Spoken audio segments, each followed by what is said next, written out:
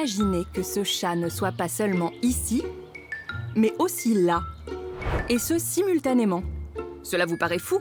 Bien sûr que ça l'est. Car même si les félins sont connus pour leur agilité, ils ne sont pas capables d'un tel prodige. Mais dans le monde microscopique des Kanta, ce genre de phénomène se produit en permanence. Non, ce n'est pas de la magie, c'est de la quantique. Alors si j'étais capable de me réduire très soudainement à l'échelle d'un atome, le monde me semblerait hyper étrange. Toutes les lois, tous les comportements que je verrais autour de moi défieraient mon entendement en quelque sorte. Se pourrait-il que la réalité soit en fait très différente de ce que nous pensons? Et en quoi cette découverte peut-elle nous être utile? On s'est rendu compte que la physique quantique permettait d'inventer des nouveaux matériaux, des nouveaux concepts absolument incroyables. Alors comment tirer parti des minuscules particules quantiques dans notre vaste monde?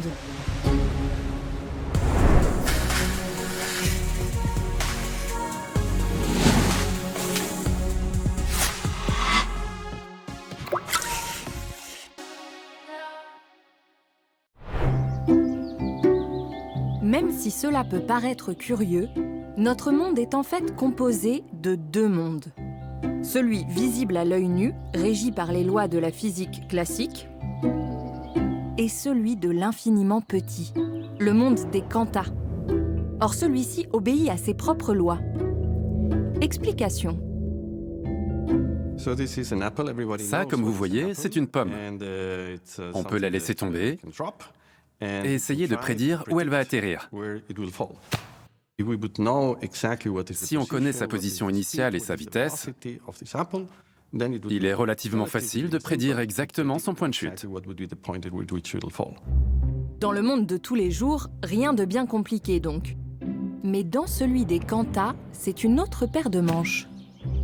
La pomme est un bon exemple d'objet macroscopique du quotidien. Et maintenant, imaginons que l'on zoome à l'intérieur de cette pomme, qui est composée d'une multitude de toutes petites particules. Chacune de ces particules, qu'il s'agisse d'atomes, d'électrons ou d'autres objets quantiques, se comporte de manière surprenante. Alors si cette pomme était un atome, si c'était un objet quantique, déjà je la verrais pas très clairement ici. Elle occuperait une espèce de nuage de probabilité. Vous imaginez qu'elle flotte un peu partout dans l'espace? Le monde des Kanta est indéterminé, diffus. Mais qu'est-ce que ça signifie concrètement? À toute petite échelle, les objets quantiques, par exemple l'électron, peuvent être dans deux états à la fois. Par exemple, ils peuvent être pas excités et excités. Ils peuvent être ici et là. C'est-à-dire que tant que je le laisse tranquille, mon électron vit véritablement deux vies à la fois. Il peut être à deux endroits à la fois. Il peut être dans deux états à la fois. D'accord. C'est un peu comme si une pomme était à la fois sur une branche et par terre. Ou qu'une baleine évoluait en même temps en mer et dans le Grand Canyon. En physique quantique, on parle de superposition. Bienvenue dans le microcosme des particules quantiques, un monde qui met notre bon sens à rude épreuve. Tentons tout de même de comprendre. Ces objets microscopiques ont en effet une particularité. Leurs propriétés, notamment leur position, sont indéterminées. Ces objets se trouvent dans un état de superposition. Ils ont plusieurs positions et vitesses simultanément. Tant qu'on ne les observe pas, ils existent dans tous ces états à la fois. Ce n'est que lorsqu'on les observe qu'ils se figent dans un état donné. Cette théorie est propre à la physique quantique. Autrement dit, avant qu'on l'observe, une particule quantique est comme une page blanche, sans propriété déterminée. Et ce n'est qu'en regardant cette page blanche qu'elle se couvre de caractères. Les mots apparaissent au fur et à mesure. C'est la même chose dans le monde microscopique. Les positions et les couleurs ne sont déterminées que lorsqu'on les regarde. Les Kanta bouleversent à n'en pas douter notre compréhension de la réalité. Mais peuvent-ils nous être utiles? Quel est l'intérêt de mettre un objet dans deux endroits à la fois? D'abord, le plaisir intellectuel, de découvrir que la nature se comporte comme ça à petite échelle. Moi, ça fait mon bonheur. Alors, en plus, il se trouve que ça a des applications. Par exemple, ça sert à faire les meilleurs capteurs au monde, pour mesurer des choses hyper précisément. Ou encore, on essaye de s'en servir pour fabriquer les ordinateurs les plus puissants au monde.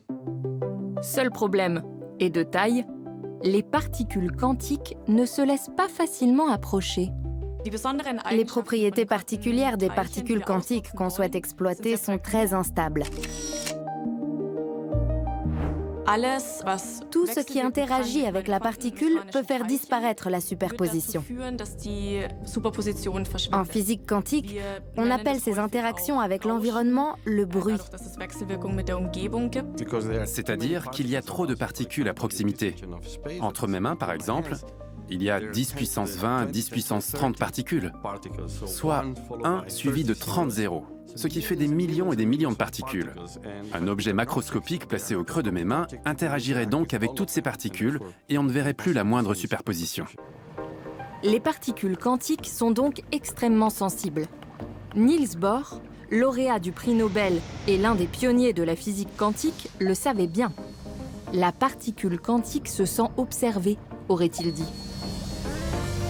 Mais qu'est-ce qui gêne tant une particule quantique dans le fait d'être mesurée et donc observée? Car pour en revenir à la pomme, si nous la faisons tomber, elle tombera, que nous l'observions ou non. On a compris que ce qui se joue dans la mesure, c'est le fait que j'amène un outil de mesure qui lui-même est composé de milliards d'atomes. Et donc quand mon atome voit tous ces atomes arriver face à lui, il se sent obligé de choisir. Il essaye de parler à tous les atomes à la fois, et en interagissant comme ça, hop, ça l'oblige à choisir un de ces états. Est-il possible de contourner ce problème en faisant en sorte que la particule ne se sente pas observée? Pour que la particule ne se sente pas observée, il faut l'isoler parfaitement. Et dans notre cas, cela fonctionne de la manière suivante. On place la particule dans un espace absolument vide. Puis, on la contrôle à l'aide d'une pincette optique qui fonctionne avec des rayons laser. Et tout l'art consiste à faire en sorte que ces rayons laser, cette petite pincette, interagissent le moins possible avec l'atome ou la particule quantique. C'est la principale difficulté. Une fois cet obstacle surmonté, les particules quantiques ouvriraient de nombreuses perspectives. Par exemple, dans la prévention des risques volcaniques. Des chercheurs ont développé un capteur quantique qu'ils ont testé sur le plus haut volcan actif d'Europe, l'Etna. Mais comment des particules quantiques peuvent-elles prédire des éruptions? Donc vous imaginez que vous avez votre colonne là, et en haut de la colonne, ici à peu près, vous lâchez des atomes, vous laissez tomber des atomes. Donc là, vous le voyez, l'atome en train de tomber à cause de la gravité, hein, ça c'est tout bête. Mais pendant sa chute, vous allez le superposer dans deux états. Donc vous lui balancez un coup de rayon laser, là vous le voyez, il est en train de se dédoubler, et puis il y en a un qui tombe un peu plus vite que l'autre. Voilà, ils sont en train de tomber. Puis là, vous rebalancez un coup de laser pour que celui qui était en retard rattrape l'autre. Alors c'est un seul atome, hein, tout ça, qui se dédouble. Donc là, il est en train de se rattraper, il se rattrape et hop, ici, il se recombine avec lui-même. Eh bien, la façon dont il se recombine va dépendre en gros de la gravité qu'il a subie pendant la chute. Vous allez voir que parfois, elle change un petit peu cette gravité, juste parce que sous vos pieds, eh bien, il y a du magma qui s'est déplacé, par exemple. Donc juste avant une éruption volcanique, vous allez voir la gravité très légèrement varier. Grâce à l'hypersensibilité des particules quantiques, il est donc possible de détecter à temps une éruption. À l'avenir, les gravimètres quantiques pourraient servir à la surveillance permanente des volcans. Les quantas peuvent donc nous permettre d'explorer notre monde avec une précision inédite.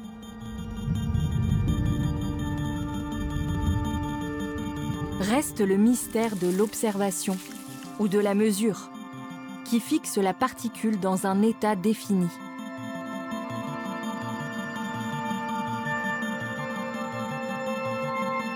En quantique, le monde ne semble devenir réel dans son essence même que lorsqu'on entre en contact avec lui. Alors, est-ce l'acte d'observer qui détermine la forme que prend le monde? Est-ce l'observateur? Des questions hautement philosophiques. Il est important de comprendre que nous ne choisissons pas la manière dont ces objets sont définis. Il s'agit d'un processus totalement aléatoire. En les observant, nous définissons leur état, mais nous ne pouvons pas choisir telle ou telle propriété en tant que telle. Nous définissons la réalité, mais nous n'avons aucune influence sur la propriété qui apparaît. En résumé, nous ne décidons pas de ce qui se passe, mais nous déterminons quand même la réalité. Les pères fondateurs de la physique quantique se sont penchés sur cette énigme, avec des conceptions divergentes. Pour Werner Heisenberg et Niels Bohr, il est impossible de dire quoi que ce soit de la réalité en dehors de l'observation. Albert Einstein voit les choses différemment. Pour lui, la réalité existe de manière objective, indépendamment de nos observations, et ne doit rien au hasard. Selon la légende, lui et Niels Bohr auraient eu l'échange suivant lors d'une promenade. Vous n'allez tout de même pas nous dire que la Lune n'existe pas quand personne ne la regarde. Mais enfin, comment voulez-vous que je le sache, monsieur Einstein? En physique quantique, on part du principe que même si on connaissait tout ce qui peut être connu, il serait impossible de calculer ou de savoir ce qui va se passer. Et c'est ce qui dérangeait Einstein. Le problème ne réside pas dans notre manque de connaissances, mais dans le fait qu'il est impossible par essence de prédire un résultat. Superposition, coïncidence inexplicable. La quantique met notre compréhension du comportement de la matière à rude épreuve. Elle nous oblige à repenser notre vision du monde, notamment notre conception de l'infiniment petit. Cette espèce de schizophrénie me fascine complètement. Le fait que le monde autour de nous, on le connaît, hein, la gravité, l'action, la réaction. Eh bien, en même temps, il y a des lois à toute petite échelle qui n'ont plus rien à voir avec ces lois-là et qui défient notre entendement. Ce qu'on ne comprend pas à nouveau, c'est le pourquoi. Pourquoi la nature est comme ça? Mais comment elle se comporte, ça, on le comprend magnifiquement. En permettant le développement de nouvelles technologies, la physique quantique influence profondément notre quotidien. C'est le cas du laser, composé de particules possédant la même énergie et se propageant dans la même direction. Autre application, les transistors. Ces amplificateurs de courant électrique sont présents dans les micropuces de tous nos ordinateurs et smartphones. Sans notre connaissance des quantas, le monde actuel serait très différent. Et à l'avenir, il pourrait être possible de réaliser bien d'autres prodiges considérés encore récemment comme impossibles. Car il existe un autre phénomène que personne ne peut vraiment expliquer et qui est encore plus étonnant. L'intrication quantique. On parle d'intrication quantique quand deux particules sont intimement liées. Et ce qui est surprenant, c'est qu'en observant une des particules, on définit son état, mais aussi celui de l'autre. Ce phénomène a été admis par de nombreux scientifiques. Mais celui qui s'est rendu compte de son potentiel, c'est Einstein. En 1935, Albert Einstein et deux collègues réalisent l'expérience de pensée suivante. Deux électrons se heurtent, puis partent dans des directions différentes. Selon les lois de la physique quantique, ils devraient dès lors être liés par une sorte de connexion télépathique.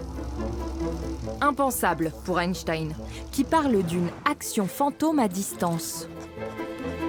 Son collègue, Erwin Schrödinger, donne un nom au phénomène, l'intrication. Seulement, à l'époque, on ne peut pas la prouver. L'intrication existe-t-elle vraiment? Commençons par clarifier ce que l'on entend exactement par là. Alors je vais vous faire une expérience d'intrication en direct entre Paris et Munich. Donc on va prendre un objet quantique, donc là je vais prendre par exemple un grain de lumière, un photon, et cet objet je le mets dans deux états à la fois. Regardez, là il est à la fois jaune et vert. Et je vais faire la même chose avec un deuxième grain de lumière. Le voilà, donc maintenant j'ai deux grains de lumière dans deux états à la fois, et je vais les frotter l'un à l'autre, je vais les intriquer. Ça veut dire que maintenant, leurs destins sont partagés.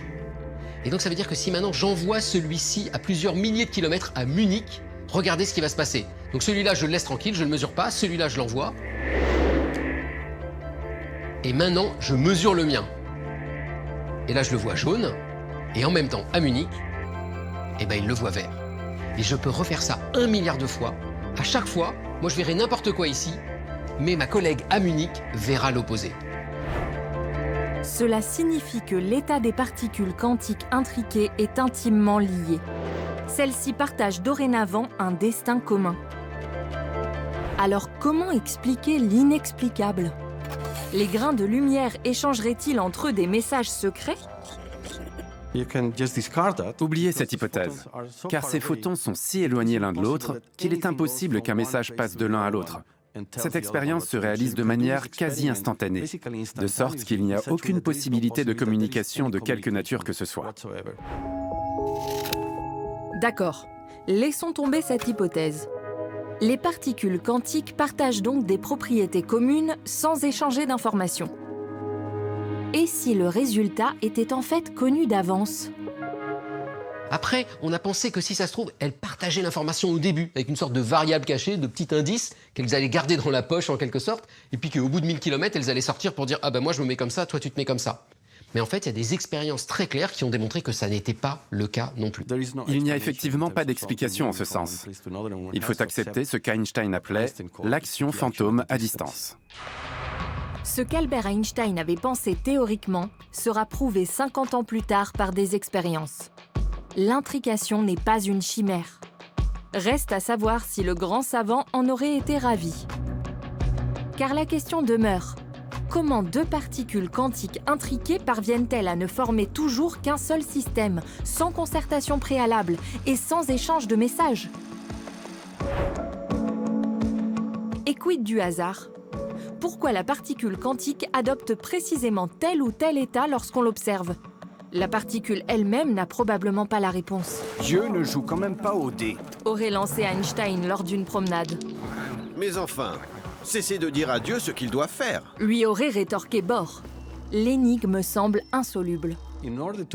Comme la physique ne fournit aucune interprétation valable, il faut postuler quelque chose d'encore plus extraordinaire et surprenant que la théorie quantique elle-même.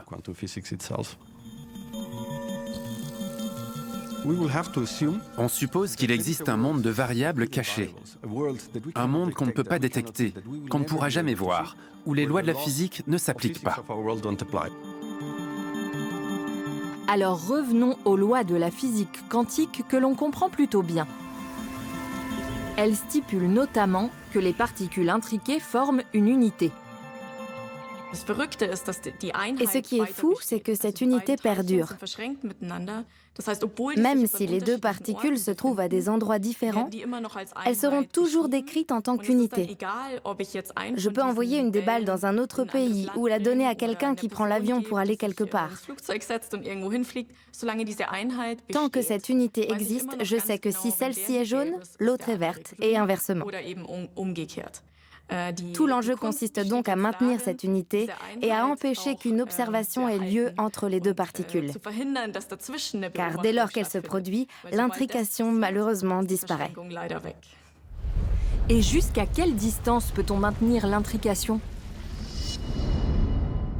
Le record du monde actuel, il est détenu par des Chinois qui ont envoyé un satellite dans l'espace, une sorte de petit laboratoire quantique, et ce satellite a envoyé des grains de lumière intriqués aux deux bouts de la Chine. À leur arrivée à leurs stations terrestres respectives, les deux photons ont été mesurés. Résultat, ils étaient bel et bien toujours intriqués, à près de 1200 km de distance l'un de l'autre. Seul bémol, le satellite a dû envoyer pas moins d'1 million de paires de photons jusqu'à ce que l'une d'entre elles arrive intacte sur Terre. Toutes les autres ont été perdues en chemin. L'intrication sur de grandes distances n'est pas encore au point. Son potentiel, en revanche, est avéré, car il va sans dire que les scientifiques n'ont pas envoyé ces particules quantiques dans l'espace pour le simple plaisir de les faire voyager.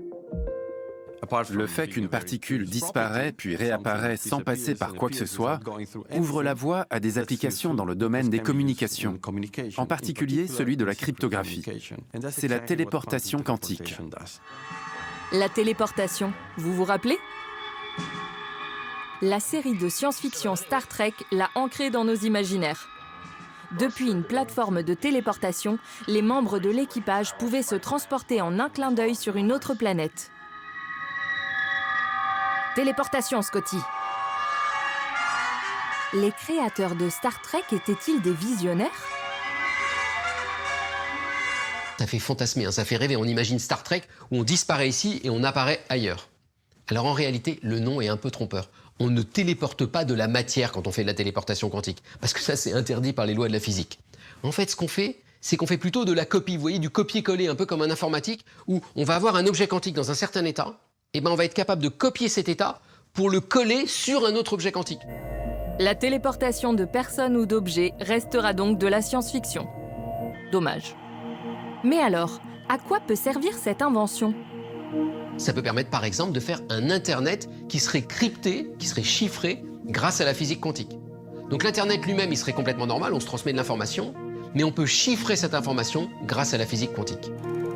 Autrement dit, l'information se transmet d'une particule quantique à l'autre sans qu'un hacker puisse l'intercepter en cours de route. Ça, c'est pour la théorie. Car l'Internet quantique n'en est qu'à ses balbutiements. Il faudra encore attendre pour le voir marcher. Mais une chose est sûre, les particules quantiques et leur étrange comportement vont transformer radicalement notre monde. Depuis quelques années, on vit une nouvelle révolution quantique. On est capable de manipuler les atomes un par un, de manipuler des électrons et de leur faire ce qu'on veut. Pareil avec des grains de lumière. Et ça va permettre de jouer avec des effets avec lesquels on ne jouait pas avant. On va être capable de jouer avec l'intrication, avec la superposition d'états, et de le faire sur mesure en quelque sorte. Une application en particulier pourrait révolutionner nos vies. Le physicien à l'origine de cette idée s'appelait Richard Feynman. Il a jeté les bases de l'ordinateur quantique. Il est très difficile de résoudre certains problèmes avec des ordinateurs classiques. Selon Feynman, disposer d'ordinateurs basés sur la physique quantique, qu'il avait baptisé ordinateurs quantiques, devrait permettre de résoudre ces problèmes plus rapidement, voire de les résoudre tout court. Mais comment fonctionne exactement un ordinateur composé de particules quantiques ? Alors comment ça marche un ordinateur quantique ? Le principe de base, c'est d'utiliser un objet quantique, par exemple un atome, qui est dans deux états à la fois. Par exemple ici, pas excité et excité à la fois. Et on va imaginer que quand il n'est pas excité, c'est un 0, quand il est excité, c'est un 1. Donc ça donne ça. Vous avez un objet qui peut être à la fois 0 et 1. Et ça, en tant que tel, ça n'a aucun intérêt. C'est juste du bazar. Ça commence à devenir intéressant si vous en mettez plusieurs. Tiens, on va en mettre 3, par exemple. Donc là, maintenant, j'ai 3 atomes intriqués, chacun dans 2 états à la fois. Ça veut dire que j'ai plein de combinaisons possibles. Mais mon ordinateur quantique ne choisit pas. Il les a toutes à la fois. Grâce à la superposition, un ordinateur quantique peut explorer plusieurs configurations de calcul en parallèle. Un ordinateur quantique est donc aussi efficace qu'une escouade d'ordinateurs classiques fonctionnant simultanément. Et cette superposition, ça vous montre que je peux manipuler plein d'informations à la fois. Et là, j'en ai que 3, c'est pas incroyable, ça me fait 8 combinaisons possibles. Mais si j'en rajoute un 4e, ça me fait 16 combinaisons possibles. Si j'en rajoute un 5e, ça m'en fait 32. Si j'en mets 70, j'ai toutes les informations de l'humanité actuellement. L'ajout d'une seule particule double la capacité de calcul. On comprend l'intérêt suscité par l'ordinateur quantique. Et à quoi ressemblerait un tel appareil ? Pour être honnête, on l'ignore. On ne sait pas encore exactement à quoi ressemblera l'ordinateur quantique. La recherche en est au stade de sélectionner les particules les plus appropriées pour construire un tel ordinateur. Mais de toute façon, l'objectif n'est pas de produire un ordinateur grand public plus puissant que les ordinateurs actuels grâce à un processeur quantique. Désolée de vous décevoir. L'ordinateur quantique sera plutôt utilisé pour des applications spécifiques, afin de résoudre plus efficacement des problèmes complexes. Reste à savoir de quel problème on parle. La communauté YouTube d'Arte a listé les grandes questions existentielles à résoudre en priorité par l'ordinateur quantique. L'origine de la vie et de l'univers, et le mystère de la disparition de la deuxième chaussette dans la machine à laver. Gare toutefois à l'excès d'euphorie qui peut se transformer en déception, comme dans l'adaptation sur grand écran du Guide du voyageur galactique, lorsque les humains reçoivent la réponse tant attendue du superordinateur Deep Thought. The answer to the ultimate question of life, the universe, and everything is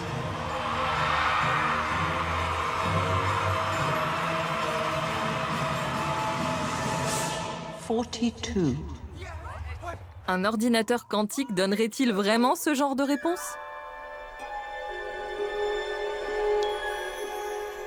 Les ordinateurs quantiques sont extrêmement efficaces pour résoudre des problèmes de science des matériaux et de chimie. Grâce à leur puissance de calcul supérieure à celle des ordinateurs classiques, ils pourraient nous aider à concevoir des matériaux, mais aussi des médicaments et des composés chimiques plus performants.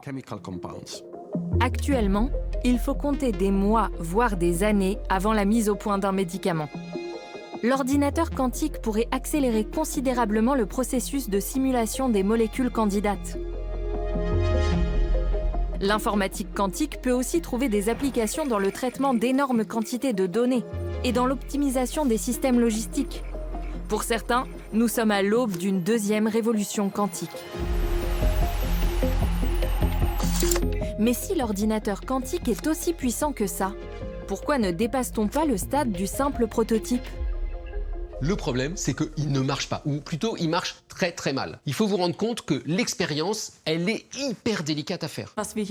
Notre travail consiste à manipuler des particules individuelles, par exemple des atomes ou des ions, des particules vraiment minuscules. Et toute la difficulté réside dans l'observation et la mesure. En effet, la moindre interaction, la moindre influence extérieure fait disparaître les propriétés fondamentales de la mécanique quantique. Elles les détruisent. Il est extrêmement difficile de contrôler un grand nombre de ces particules simultanément. C'est tout le casse-tête des phénomènes quantiques. La mise au point d'un ordinateur quantique nécessite de contrôler un grand nombre de particules. Mais pour que celles-ci conservent leur état de superposition, dont l'ordinateur tire sa puissance de calcul inégalée, il ne faut pas les déranger. Les meilleurs ordinateurs actuels font des erreurs en gros toutes les 1000 opérations. Et le drame, c'est qu'on ne peut pas débugger, on ne peut pas chercher où sont les erreurs, parce que si vous essayez d'arrêter en cours de route pour voir où est l'erreur, vous ne pouvez plus recommencer. S'est-on réjoui trop vite? L'ordinateur quantique est-il un mirage? Nous savons corriger les erreurs des ordinateurs quantiques tant qu'elles ne sont pas trop importantes. On y travaille actuellement. Le développement de l'ordinateur quantique se poursuit. Certains chercheurs sont optimistes, d'autres se montrent plus prudents. Toujours est-il qu'il est encore trop tôt pour affirmer que les ordinateurs quantiques révolutionneront effectivement nos vies. Mais ce n'est peut-être pas là le plus important. J'ai l'impression que ce qui compte fondamentalement, c'est d'essayer de repousser les frontières de nos connaissances, de comprendre ce que c'est que l'intrication, ce que c'est que la superposition d'états, d'où elles viennent, comment les calculer, comment les prédire. Et c'est ça qui, pour moi, fait l'intérêt de la physique quantique. C'est que c'est vraiment un des derniers terrains d'exploration contemporains de la physique. Je pense que ma génération, ainsi que les précédentes, ont encore du mal à accepter la physique quantique et ses propriétés exotiques. Mais ce ne sera pas le cas pour les générations futures, qui naîtront avec la technologie quantique. C'est comme aujourd'hui avec les téléphones portables. On a totalement intégré leur mode de communication, entièrement dématérialisé. En levant le voile sur le comportement des plus petites des particules et leurs drôles de propriétés, la quantique bouleverse notre vision du monde et donne à voir le réel comme jamais auparavant. Une plongée au cœur de la matière aussi passionnante que vertigineuse.